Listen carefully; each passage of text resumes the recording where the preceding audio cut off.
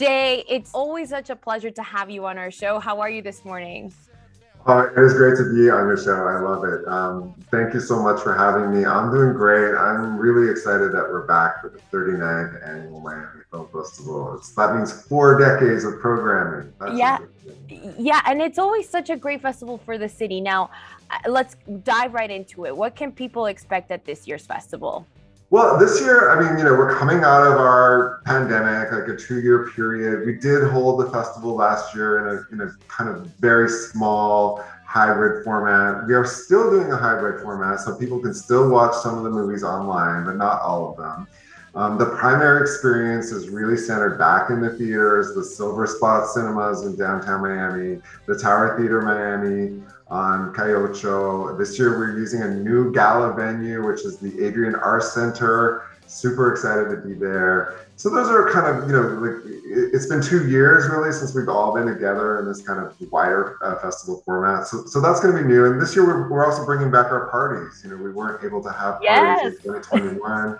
But parties are as important in Miami as they of course. are, as the movies are, and the movies are always great. So yeah, I think people will be able to expect the full festival experience. One thing that is different, though, I think that people will notice that there are actually less films in the festival than there were before pandemic, and that's really because we don't want to overwhelm people. People are still kind of getting back to, getting used to going back to events, and so there's kind of a little bit less choice, which is I think a good thing. Let's talk about some of the films. Now, I know every year the festival like highlights local films and local filmmakers. Who are some of the filmmakers making some noise around the city this year, and some of the films?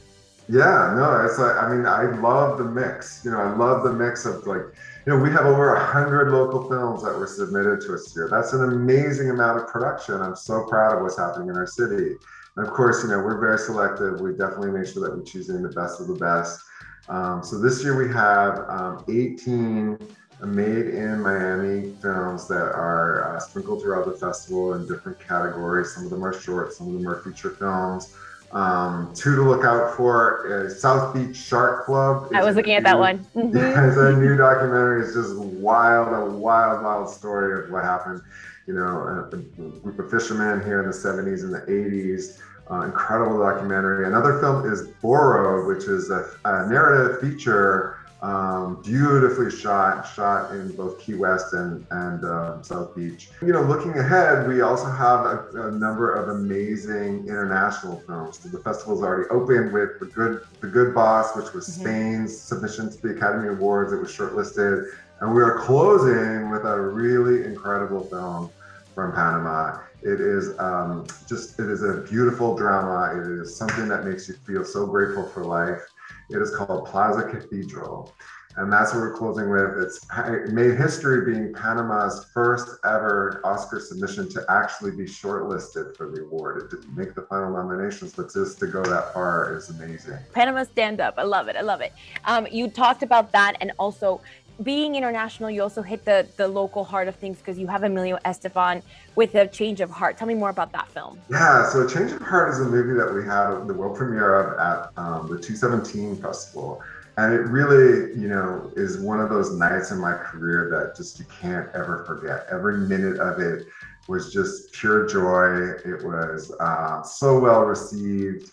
And the film, afterwards, it didn't go into distribution right away. And now Emilio is relaunching the film. So it's 5 years later. So we're going to bring it back for a relaunch screening at the Miami Film Festival. I know that the same magic that we experienced in 2017 is going to repeat itself in 2022. And I'm really excited to see where the movie goes afterwards. It stars Jim Belushi, Gloria Estefan, just a great cast, and it's really a heartwarming story. I love it. And I love the local angle, and the celebrity angle is so great. So, and feeling the nostalgia of it all, it's going to be amazing.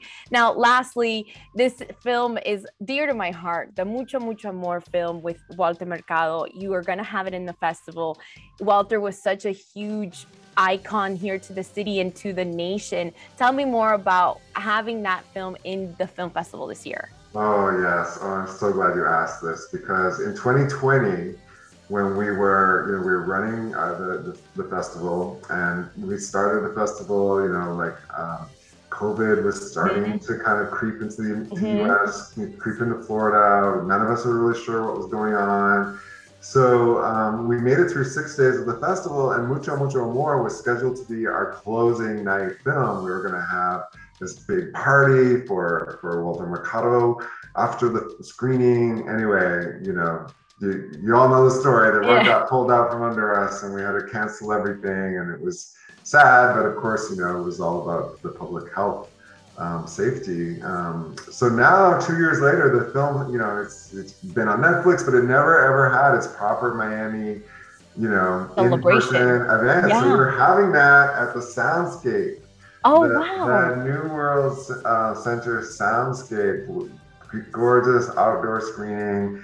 And as well, we're having the Walter Mercado party, that we couldn't have in 2020. It's going to be our opening night party. So we are stoked. That sounds like a perfect send-off to one of the legends, Walter Mercado. That's amazing. And congrats for doing that, because, it's not often to kind of, replace, because you have so much stuff going on for the festival, to bring it back and do the proper send-off. I think it's great. Jaie, if people want to get tickets, because, the tickets are running hot, where can they go? MiamiFilmFestival.com. It's that easy.